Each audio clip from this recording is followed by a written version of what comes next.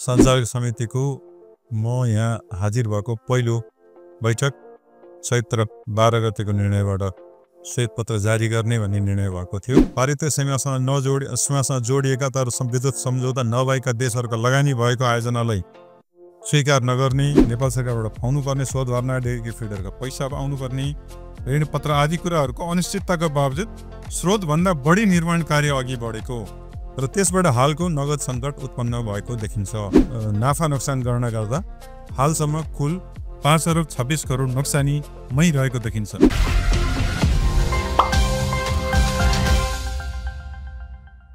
सञ्चालक समितिको म यहाँ हाजिर भएको पहिलो बैठक चैत्र 12 गतेको निर्णयबाट श्वेतपत्र जारी गर्ने भन्ने निर्णय भएको थियो र श्वेतपत्र जारी गर्नुको उद्देश्य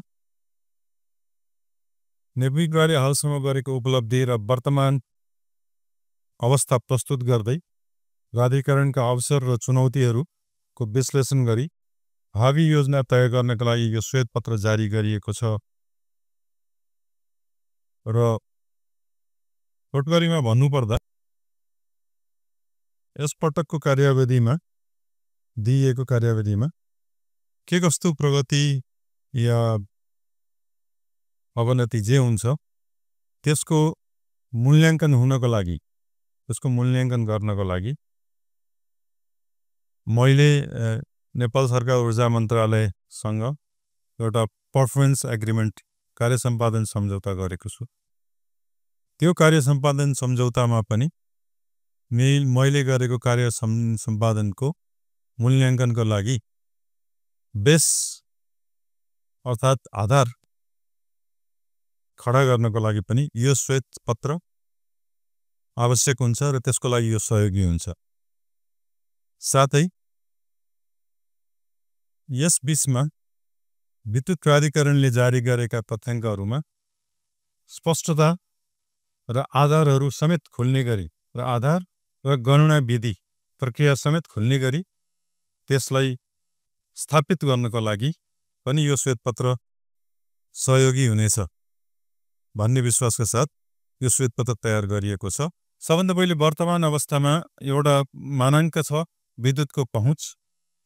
नेविप्राको विद्युत पहुँच 97.5%, 97.5% पालिकाहरूमा छ।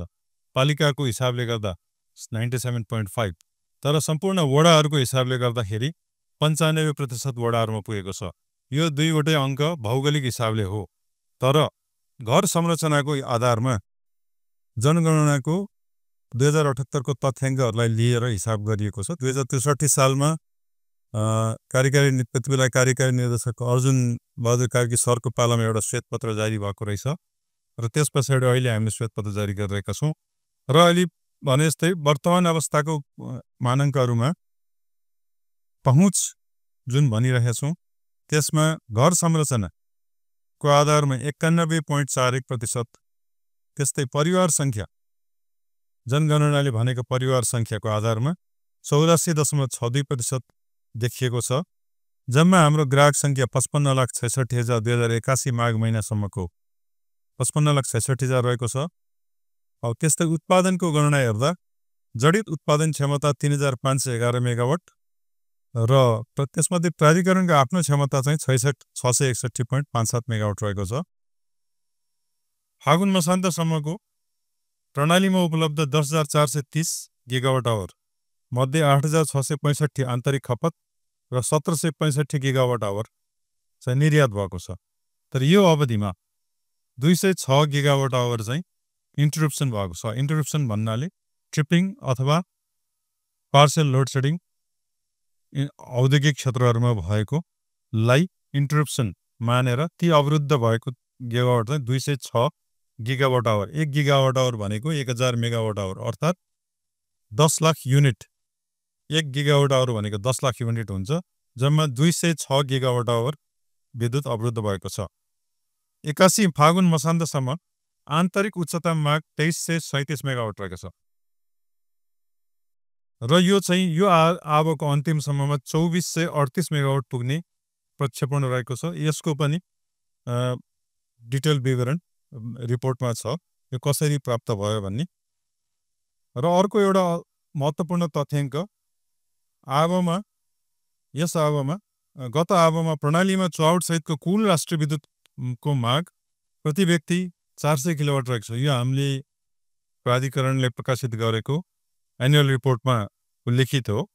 त्यसैले यसलाई फेरि प्रमाणित गरिराखिएन। 400 किलोवाट आवर मध्ये चुहावट बाहेकको भन्नाले सिस्टम लस जुन हाम्रो 12.8% जुन भनिरहेको छु त्यो घटाउँदाखेरि त्यो भनेको व्यक्तिको खपत होइन, यो प्रसारण र वितरणको लस हो। त्यसैले व्यक्तिको प्रति व्यक्ति खपत भनेर निकाल्दाखेरि 351 किलोवाट आवर हुने रहेछ। चुहावटमा हिसाब गर्दाखेरि 81 माघ फागुनको डाटा सहितमा लिन अलिकति समय लाग्ने भएको कारणले माघसम्मको प्रसारण प्रणालीमा 3.38 र वितरण प्रणालीमा 9.21% रहेछ। यो दुईवटा जोड्दा 12.59 देखिन्छ। तर अहिले हामीले यसको चुहावटको गणना विधिमा पनि एउटा विधि स्थापित गर्नुपर्ने छ। त्यसमध्ये एउटा के हो भने हामीले गणना गर्दाखेरि निर्यातमा जाने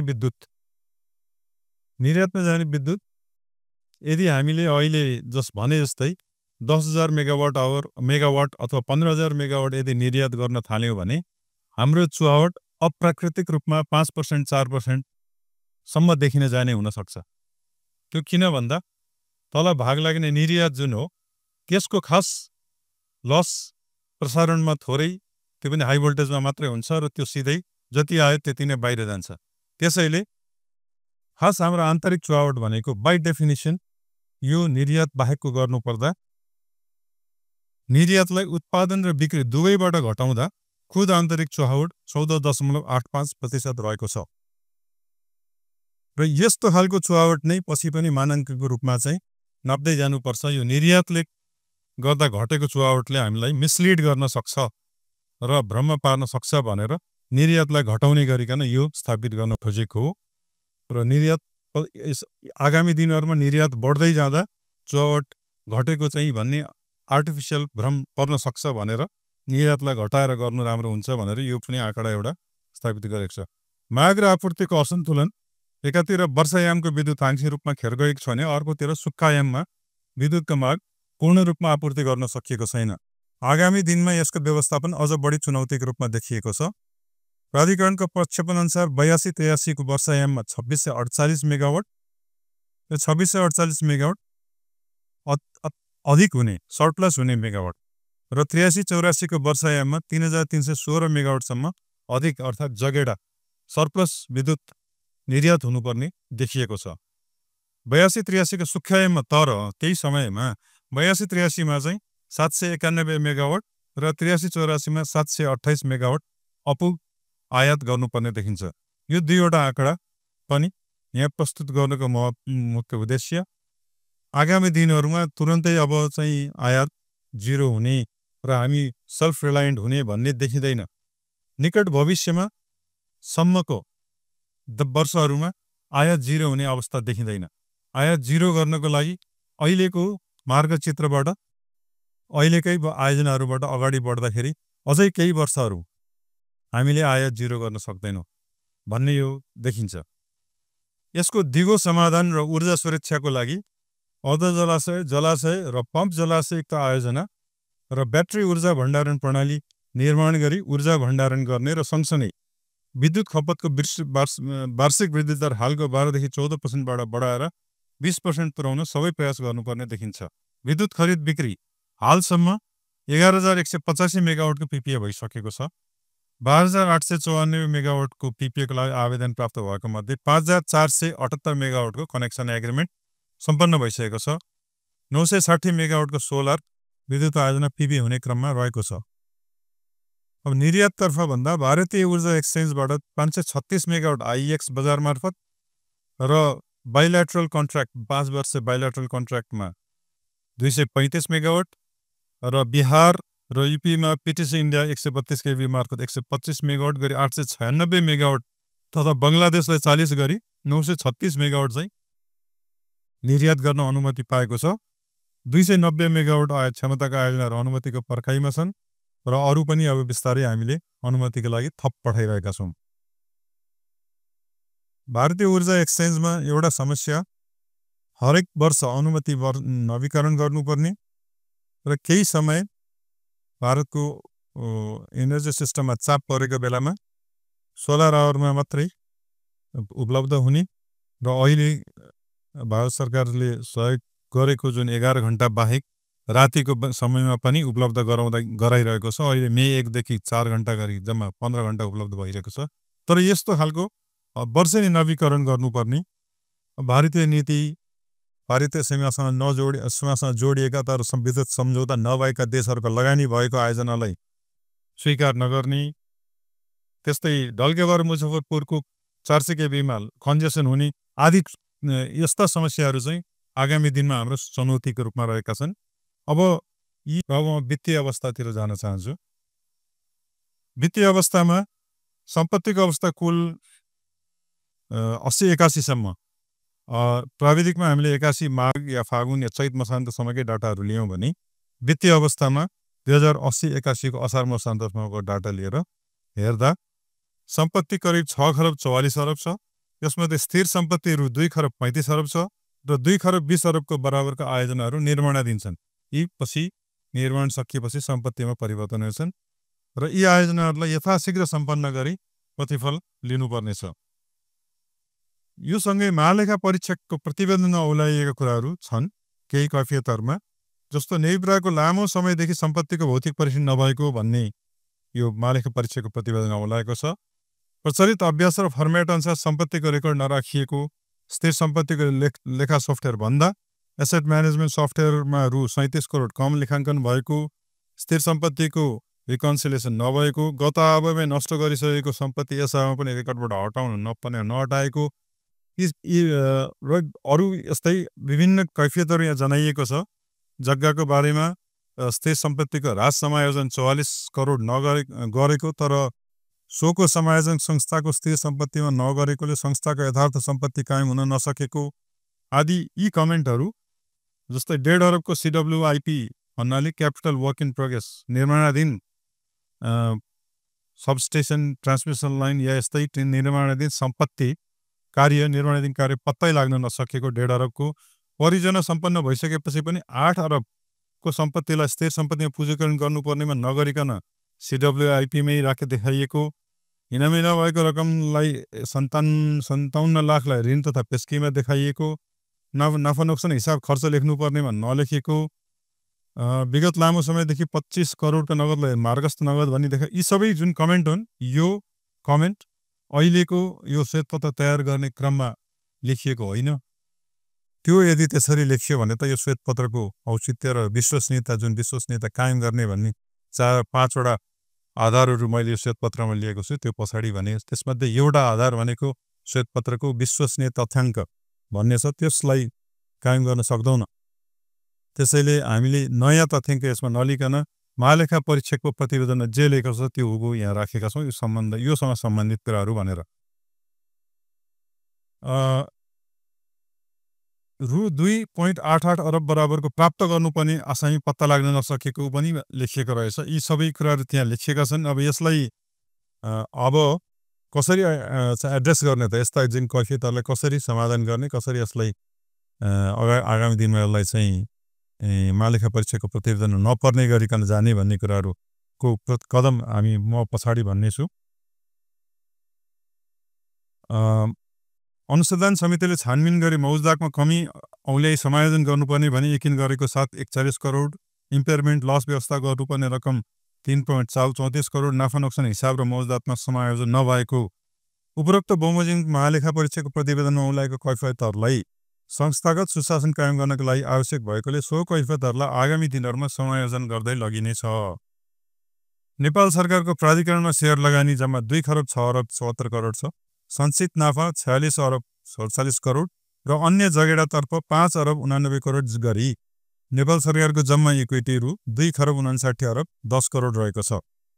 यो सम्पत्तितर्फ भयो भने अब दायित्वतर्फ भुक्तानी हुन बाँकी दायित्व चालु अबको फागुन मसान्तसम्म भएको ठेक्कापट्टा, यो भन्नाले यो ठेक्कापट्टा भइसकेको र बिल प्राप्त भइसकेको र बिललाई भुक्तानी हुन बाँकी रहेको दिनहुँ बिल भुक्तानीको लागि आइरहेका हुन्छन् एउटा ठुलो जत्था त्यही नै त्यसैमा र ब्याज ठोक्छौँ दाबी ठोक्छौँ भन्दै चाहिँ धम्की दिइरहेका हुन्छन् यो जम्मा बाँकी बिलहरूको परिमाण रु 11 अरब 61 करोड रहेको छ जुन भुक्तानी दिन सकिएको छैन किन दिन सकिएको छैन भन्दा प्राधिकरणको केन्द्रीय मौजदातमा केन्द्रीय कोषको मौजदातमा जम्मा 10 अरब 10 करोड मध्ये मुद्दती खाता डलर र नेहरू मुद्दती खातामा 3 अरब 68 करोड धरोटी खातामा 3 अरब 95 करोड यी धरोटी र मुद्दती खाताहरूमा रहेको रकम निकालिन सकिएन जम्मा 2 अरब 47 करोड चाहिँ चालु खातामा रहेछ चलाउन सकिने तर यो 2 अरब 47 करोड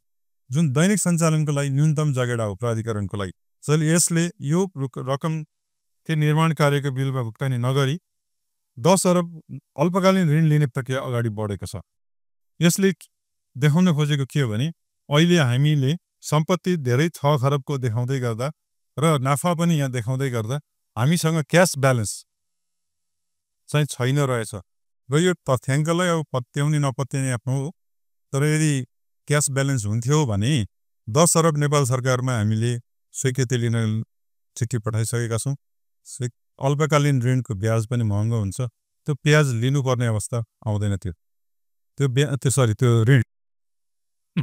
ऋण लिनु नै यो एउटा प्रुफ हो कि हामीसँग अहिले पैसा छैन 10 अरब रुपियाँ चाहिँ हामीले अल्पकालीन ऋण लिने प्रक्रिया अगाडि बढेको छ अब हरेक महिना हुने जगेडाबाट हुने नाफाले साउन मसान्तसम्ममा सायद यो पैसा तिर्न सकिने अवस्था हुन्थ्यो तर साउन मसान्तसम्ममा त्यो निर्माणकर्ता ठेकेदारहरूले पैसा नपाएर कार्य रोक्दाखेरि हामीलाई धेरै घाटा हुन्छ निर्माण कार्य पछाडि पर्छ र त्यस हिसाबले हामीले ऋण तिरेर पनि यो भुक्तानी अहिले गरिदिन्छौँ र जहिले नाफा अरू सञ्चालन नाफाबाट जम्मा हुन्छ त्यति बेला त्यो ऋण तिरौँला भनेर यो ऋण लिन प्रक्रिया अगाडि बढेको हो नेपाल सरकारलाई भुक्तानी गर्नुपर्ने ऋणको ब्याज रु 29 अरब र टनकपुर विद्युत जुन निशुल्क पाइएको विद्युत बाबत 3 अरब गरी रु 32.5 अरब दायित्व नेपाल सरकारले भुक्तानी गर्नुपर्ने बाँकी रहेको छ ऋणको ब्याज हो यो ऋण होइन यो तिर्नुपर्ने दायित्व बाँकी रहेको छ महालेखा परीक्षकको प्रतिवेदन यसमा पनि के रहेछ त यो सम्बन्धमा भने विभिन्न वित्तीय संस्थाले वित्तीय विवरणमा विभिन्न शीर्षकमा देखाएको दायित्व 1.5 अरब कसको दायित्व भनी यकिन गर्न नसकेको रिकन्सिलिएसन पनि गर्न नसकेको 80-81 सम्म एक्चुअल भ्यालुएसन भन्नाले कर्मचारी तथा अन्य पेन्सनवालाहरूको लागि दिनुपर्ने एक्चुअल भ्यालुएसन अनुसार कर्मचारीले अवकाश भुक्तानी गर्दा दिनुपर्ने दायित्व 48.87 अर्ब रहेकोमा सो भुक्तानी गर्न संस्थाले रु 81 करोड मात्र रकम छुट्याएकोले 81 करोड 48 अरब 87 करोड मध्ये जम्मा 81 करोड छुट्यायो र बाँकी रकम 48 अरब कुन स्रोतबाट भुक्तानी गर्ने भन्ने संस्थासँग योजना नभएको मैले बुझ्दा यो 48 अरबको रकम एक्चुअल भ्यालुएसन पनि हामीले लगानी गरेर गयौँ आयोजनाहरूमा विभिन्नमा खर्च गरेर गऱ्यौँ र तर यो चाहिँ हामीले अब कसरी पुर्ताल गर्ने भन्ने चाहिँ संस्थासँग योजना नभएको भन्ने महालेखा परीक्षकको कैफियत देखियो 62-63 देखि तिर्नुपर्ने दायित्व व्यवस्था अन्तर्गत रु 53 करोड वित्तीय विवरण देखाउँदै आएको तर प्रचलित लेखामा वर्णन छ सो रकम तिर्न नपर्ने देखिएमा पुनर्लेखन गर्नुपर्ने भन्ने खालको कैफियतहरू महालेखा परीक्षकको देखियो अब त्यस्तै ऋण तथा दायित्वमा नेपाल सरकारको आन्तरिक स्रोत 77 अरब 8 करोड र जम्मा वैदेशिक दायित्व निकायतर्फ 1 खरब 71 अरब 4 करोड गरी जम्मा 2 खरब 48 अरब 12 करोड नेपाल विद्युत प्राधिकरणको दीर्घकालीन ऋण रहेको छ 2 खरब 48 अरब जुन कुल सम्पत्तिको करिब 40% हो 39% हो प्राधिकरणको कुल दायित्व करिब रु 3 खरब 85 अरब रहेको छ नेपाल प्राधिकरणको कुल दायित्व भन्नाले ऋण तथा अरू दायित्वहरू ऋण समेत र अन्य नेपाल सरकारले तिर्नुपर्ने र अन्य दायित्वहरू गरेर जम्मा 3 खरब 85 अरब विद्युत प्राधिकरणको तिर्नुपर्ने दायित्व रहेको छ वित्तीय प्रतिबद्धता तथा सम्भावित दायित्व भन्नाले तिर्नुपर्ने हुन सक्ने दायित्वहरू जस्तै अदालतमा रहेका मुद्दाहरूबाट हामी प्राधिकरणले तिर्नुपर्ने हुन सक्ने यस्तै विभिन्न प्रतिबद्धता तथा सम्भावित दायित्व कम्पनीहरूलाई तिर्नुपर्ने भनेर राखिएको कम्पनीको लगानी गर्ने भनेर छुट्याइएको रकम यो सबै दुईवटै गरेर प्रतिबद्धता र सम्भावित दायित्व गरेर 69 अरब 57 करोड रहेको छ। र यो किन उल्लेख गरे भने यो पनि हामीले यदि तिर्नुपर्ने भयो भने व्यवस्था कहाँबाट गर्ने यो सोच्नुपर्ने हुन्छ।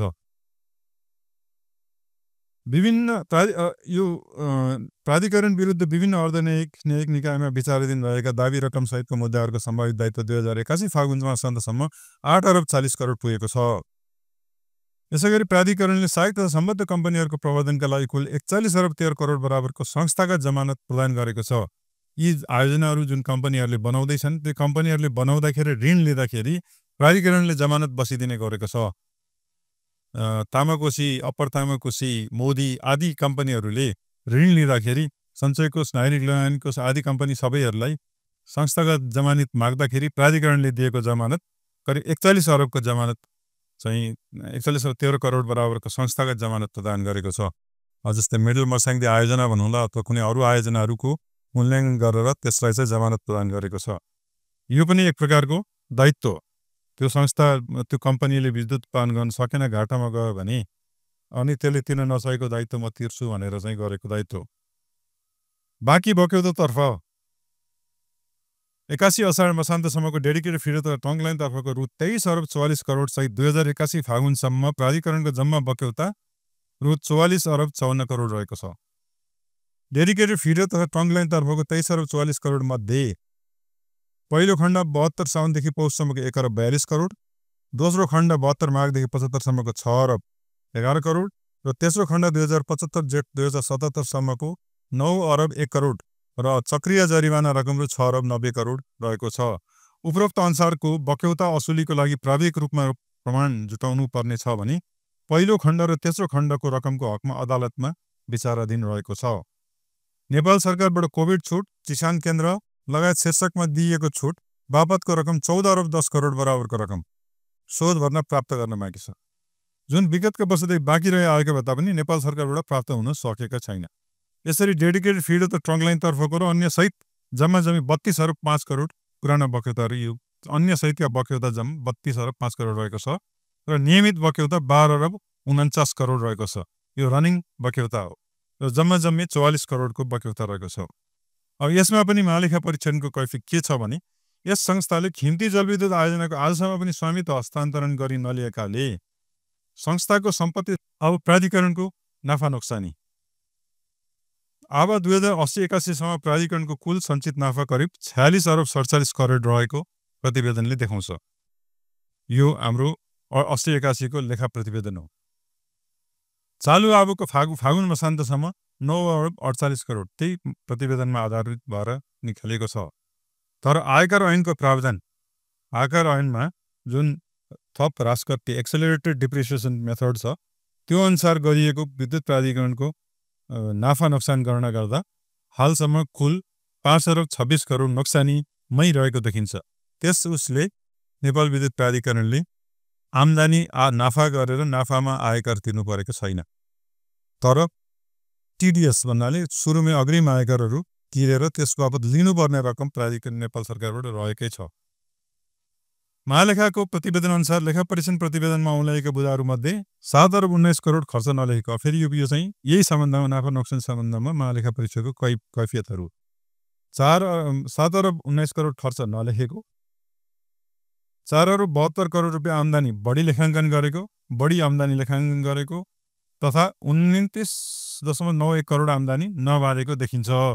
समग्रमा आर्थिक वर्ष 2080-81 मा देखाएका नाफा नोक्सान हिसाबमा थप समायोजन गरी यी जति कैफियतहरू छन् ती सबैलाई समायोजन गरी नाफा नोक्सान कायम गर्नुपर्ने देखिन्छ भन्ने यो महालेखा प्रतिवेदन हो। अहिले हामीले यसैलाई यथास्थितिमा नाफा नोक्सान कायम गर्दा यो नाफा नोक्सानले फेरि विवाद जन्माउन सक्छ। त्यसैले यसलाई हामीले यथास्थितिमा यही शब्दमा यस श्वेत पत्रमा उल्लेख गरेका छौँ। यी नाफा नोक्सान, दायित्व, सम्पत्ति आदि विषयमा लेखिएका कैफियत सहित अन्य अरू के वस्तु वास्तविकता हो भन्ने बारेमा हामीले ड्यू डिलिजेन्स अडिट गरेर त्यसले देखाएको चिजलाई मात्रै हामी थप श्वेत पत्रमा उल्लेख गर्नेछौँ भनेर अहिले हामीले त्यसलाई जोडेर यति नाफा वा यति घाटा भनेर चाहिँ यहाँ उल्लेख गरेनौँ। यो विवादित तथ्याङ्क हुन सक्छ भनेर यसलाई हामीले उल्लेख गरेनौँ। तर यसले के चाहिँ गरि देखाएछ यो श्वेतपत्रले भने प्रति महालेखा प्रतिवेदनले यी चिजहरू समायोजन गर्नु भनेको छ है। जस्तै 7 अरब 19 करोड खर्च नलेखेको, लेख्नुपर्ने 4 अरब 72 करोड आम्दानी बढी लेखाङ्कन गरेको, बढी आम्दानी देखाएको, तथा 29.91 करोड आम्दानी नबाँधेको, अब भएको आम्दानी नबाँधेको भनेर देखाइरहेछ। यसरी महालेखा परीक्षकको प्रतिवेदनमा औँल्याइएको कैफियत र नेविप्राले तयार गरेको वास्ला तथा नाफा नोक्सान विवरण आदिमा मूलभूत रूपमा फरक पर्न गएकोले यस संस्थाको वास्तविक आर्थिक अवस्था पहिचान गर्ने र प्रस्तुत तथ्याङ्कको विश्वसनीयता कायम गर्ने हेतुले प्राधिकरणको वित्तीय प्राविधिक तथा व्यवस्थापकीय पक्षहरूको विस्तृत विश्लेषण मूल्याङ्कन लगायत सम्पत्ति तथा दायित्वको यथार्थ अवस्था सुनिश्चित गर्नका लागि ड्यू डिलिजेन्स अडिट डिडिएको प्रक्रिया अगाडि बढाइनेछ। यस सम्बन्धमा नेपाल वित्त प्राधिकरण सञ्चालक समितिले निर्णय गरिसकेको छ ड्यू डिलिजेन्स अडिट गर्ने भनेर। यसरी गरिएको ड्यू डिलिजेन्स अडिट डिडिए पश्चात प्राप्त वास्तविक वित्तीय विवरण सहितको प्रतिवेदन त्यस पछाडि मात्र यस श्वेतपत्रको अनुक्रम सिक्वेलको रूपमा यस श्वेतपत्रको प्राधिकरणको आय र खर्च बजेट अब यो नाफा नोक्सान र दायित्व सम्पत्तिपछि तत्कालको क्यास फ्लो के छ त भन्नेमा 81-82 को लागि प्राधिकरणको प्रक्षेपित आय 1 खर्ब 79 अर्ब रहेको रहेछ। त्यसमध्ये स्वीकृत बजेट 81-82 अहिले चलिरहेको वर्षको स्रोत आएको 1 खर्ब 79 अरब, स्वीकृत बजेट 2 खर्ब 28 अर्ब 77 करोड। उक्त अनुसार बजेट घाटा रु 29 अरब 75 करोड मध्ये 14 अरब 65 करोड नेपाल सरकारबाट विगत वर्षहरूको शोध भर्न पाउनुपर्ने, त्यसबाट बेहोर्ने, 8 अरब 26 करोड डेडिकेटेड फिडर र ट्रङ्क लाइनको बकेता वसुलीबाट पाउने, त्यसबाट बेहोर्ने र बाँकी 10 अरब बराबरको ऋण पत्र जारी गरी परिपूर्ति गर्ने गरी बजेटमा नगद प्रवाहको अनुमान गरिएको थियो। साथै प्रक्षेपित आयमा विद्युत बिक्रीको अनुमान बढी राखिएको देखिन्छ। गत असोजको बाढीबाट विभिन्न उत्पादन केन्द्रमा भएको क्षति, असोज 12 को बाढीबाट, त्यसको कारणले निर्यात घटेको थियो। त्यो असोज कार्तिक निर्यातको समयमा निर्यात घटेको थियो, विशेष गरी अप्पर तामाकोसी र आन्तरिक बिक्री समेत कम हुन गएबाट वास्तविक बिक्रीमा करिब रु 18 अरब न्यून हुने देखिएको थियो। र यसरी स्वीकृत बजेटमा प्रस्तावित नगद प्रवाह जुन क्यास फ्लो छ त्यसको अनिश्चितता भन्नाले यी जुन अगाडि भनिएका नेपाल सरकारबाट पाउनुपर्ने शोध भर्ना डेडिकेटेड फिडरको पैसा आउनुपर्ने, ऋण पत्र आदि कुराहरूको अनिश्चितताका बावजुद स्रोतभन्दा बढी निर्माण कार्य अघि बढेको र त्यसबाट हालको नगद सङ्कट उत्पन्न भएको देखिन्छ। जुन अहिले जुन भनियो 11 अरबको बिलहरू ठेक्कापट्टको आएर बसिरहेको छ, दिनदिनै भक्ट प्याउँछन् तर दिनलाई हामीसँग अहिले पैसा नभएर हामी ऋण लिन गइरहेछौँ र यो नगद सङ्कट यही कारणले बढेको भन्ने देखिन्छ। प्रस्तुत चुनौतीहरूलाई क्रमशः निराकरण गर्दै प्राधिकरणको दिगो र मजबुत आर्थिक सुधार मार्फत ऊर्जा सुरक्षाको अवस्थालाई सुदृढ गर्दै विश्वसनीय विद्युत उपलब्ध गराउनु अहिलेको प्रमुख आवश्यकता भएको छ। विश्वसनीय विद्युतको लागि ऊर्जा सुरक्षाको बन्दोबस्ती र विद्युतीय सञ्जालको सुदृढीकरण, यो दुईवटा व्यवस्था गर्नुपर्ने हुन्छ। एकातिर सप्लाईमा ऊर्जा सुरक्षाको व्यवस्था गर्नु पर्यो र डिस्ट्रिब्युसनमा नेटवर्कको स्ट्रेङ्थन गर्नु पर्यो। यसका लागि आगामी 5 वर्षभित्र बृहत लगानी अत्यावश्यक छ। 28,500 मेगावाट 10 वर्षमा भन्दै गर्दा त्यो भनेको अहिलेको भन्दा जति अहिले लगानी गर्यो त्योभन्दा पनि अझ बृहत रूपमा गर्नुपर्ने हुन्छ। अहिले जति गरेका छौँ त्यसबाट अहिले यो हाम्रो अवस्था छ भने अझ अगाडि कति लगानी गर्नुपर्ने हो, यसले यो श्वेतपत्रले यो देखाउन पनि खोजेको छ। ऊर्जा सुरक्षाका लागि निकट भविष्यमा नै ब्याट्री एनर्जी स्टोरेज सिस्टम र पम्प स्टोरेज प्लान्टको निर्माण कार्य अगाडि बढाइनेछ। यी स्टोरेज सिस्टमहरूको प्रतिफल दरको बारेमा विभिन्न टिका टिप्पणीहरू भएका छन्। हाम्रो अहिलेको अनुभवबाट पनि देखिन्छ कि यसले तत्काल इमिडिएटली रिटर्न नदिए पनि यसको इन्डिरेक्ट प्रतिफल, इन्डिरेक्ट रिटर्न देखिन्छ। त्यसैले नै अहिले संसारभर भारतमा पनि हेर्नुभयो भने पम्प स्टोरेजलाई अत्यधिक प्रोत्साहन दिइराखिएको छ। युरोप र अमेरिकामा अझै बढी दिइराखिएको छ। यो क्लिन स्टोरेज सिस्टम हो भनेर नेपालमा यसको रिकग्निसन नै भएको देखिँदैन। हाम्रो विद्युत ऐनमा यसको व्यवस्था छैन। प्रस्तावित विद्युत ऐनमा पनि यसको उल्लेखै देखिँदैन। धेरै पटक मैले विभिन्न संसदीय समितिहरूमा यसलाई ध्यान आकर्षण गराएको छु र ऊर्जा सुरक्षाको यो कन्सेप्ट नयाँ हुँदै होइन, धेरै पुरानो हो, तर यसलाई त्यति अगाडि महत्त्व दिएको देखिँदैन। यसलाई गर्नै पर्ने छ ऊर्जा सुरक्षाको लागि। नेपालको लागि जहाँ नदीनाला बर्सातमा एकदम 3 गुणा बढी हुने र सुक्खामा 1/3 पनि नहुने गरेका नदीनाला छन्। त्यस्तोमा आधारित आयोजना प्रणालीमा त यो अत्यावश्यक नै हो, जसको इन्डस्ट्रियल लोड कम छ, डोमेस्टिक लोड बढी भएको हुनाले बिहान र बेलुका बेसरी बिजुली बढ्छ डिमान्ड, र दिउँसो र राति तल हुन्छ। त्यस्तो ठाउँमा यो यस्ता खालका ऊर्जा सुरक्षाको अपनाउन जरुरी छ। अब विश्वसनीय विद्युतको लागि वितरण फिडरमा auto recloser, smart load break switch जडान कार्य आगामी वर्षबाट सुरु गरिनेछ, जसबाट वितरण लाइनमा कुनै एक ठाउँमा अवरोध आउँदा अरू भागमा विद्युत सुचारू राख्ने व्यवस्था हुनेछ। मुख्य सहरहरूमा 100 केभी, सबै सहरहरूमा 100 केभीदेखि माथिका वितरण ट्रान्सफर्मरहरूमा स्मार्ट मिटर जडान गरिनेछ।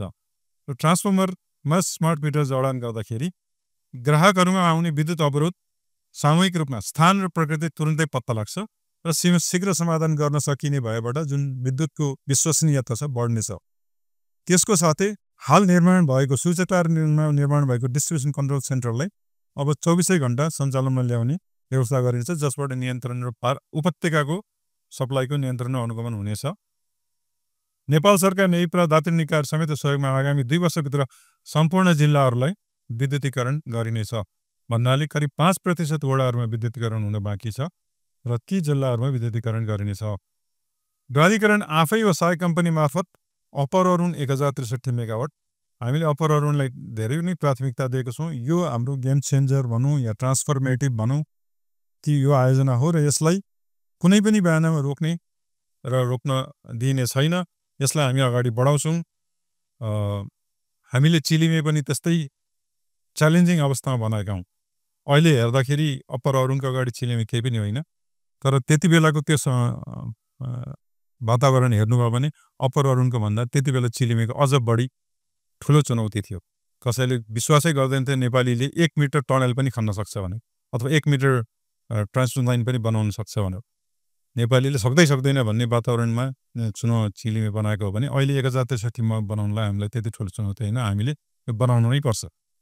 उत्तर Ganga 828 megawatt, Dudhkoshi 670 megawatt, Sunkoshi 3 683 megawatt, जलाशयुक्त जावा तिला 70 मेगावाट, अर्धजलयुक्त आयोजना लगायतका जलविद्युत आयोजनाहरूको निर्माण गरिनेछ। प्रसारणतर्फ राष्ट्रिय ग्रिड प्रणाली तथा अन्तर्राष्ट्रिय विद्युत व्यापारलाई थप मजबुत बनाउन न्यू बुटवल लमही, तिङ्ला दुधकोशी ढल्केवर, अरुण इनरुवा यस्ता 400 केबीका लाइनको केही नामहरू यहाँ राखियो। अरू 132 केबीका लाइनहरू धेरै नै छन्। इनरुवा न्यू पूर्णिया, लम्की दोदोधारा बरेली र चमेले जोलजेबी तथा चिलिमे हब केरुङ, यो चाइनापट्टि चिलिमे हब केरुङ र उत्तराखण्डपट्टि चमेले जोलजेबी र अरू यी 4 लाइनहरू चाहिँ अन्तर्देशीय प्रसारण लाइनहरू को निर्माण कार्य अगाडि बढाइनेछ। उत्पादन, प्रसारण र वितरण प्रणालीको लागि आगामी 5 वर्षभित्र निर्माणाधीन आयोजना सहित करिब 6 खरबको बजेट आवश्यक हुने, त्यसमध्ये 4 खरब वैदेशिक र 2 खरब आन्तरिक स्रोतबाट जुटाइने लक्ष्य एउटा महत्त्वाकांक्षी रूप लिएको छ। प्राधिकरणमा हाल सिर्जित दायित्वहरूको प्रभावकारी व्यवस्थापनका लागि अल्पकालीन ऋण परिचालन गर्नेका साथै नेपाल सरकार समक्ष थप बजेटको प्रस्ताव गरिनेछ। लागत र लाभ, कस्ट र बेनिफिट को विश्लेषणको आधारमा मात्र आयोजनाहरूको प्राथमिकीकरण गरी आवश्यक लगानी जुटाउन, स्थानीय स्रोतको परिचालन, राष्ट्रिय पुँजी बजारमा विभिन्न औजारहरू प्रयोग गरेर स्थानीय स्रोतको परिचालन गर्नका साथै अन्तर्राष्ट्रिय वित्तीय संस्था जस्तै एसियाली विकास बैंक, वर्ल्ड बैंक लगायतसँग सहकार्य गरिनेछ। विगत 3 वर्षदेखि विद्युत महसुल समायोजन नभएकोले समयानुकूल विद्युत महसुल समायोजन गर्न आवश्यक पहल गरिनेछ। मन्त्री परिषदको निर्णयअनुसार डेडिकेटेड ट्रङ्क लाइनको बक्यता प्रचलित विद्युत वितरण तथा सङ्कलन विनिमय अनुसार असुलीको प्रक्रिया तत्काल अगाडि बढाइनेछ। सडक बत्ती तथा सरकारी बक्यताका साथै अन्य बाँकी बक्यता नेपाल सरकारको सहयोगले असुल गरिनेछ। यस्तै सम्पूर्ण जानकारीका लागि बिना पोस्टको युट्युब च्यानललाई लाइक, शेयर र सब्स्क्राइब गर्न नभुल्नुहोला। धन्यवाद।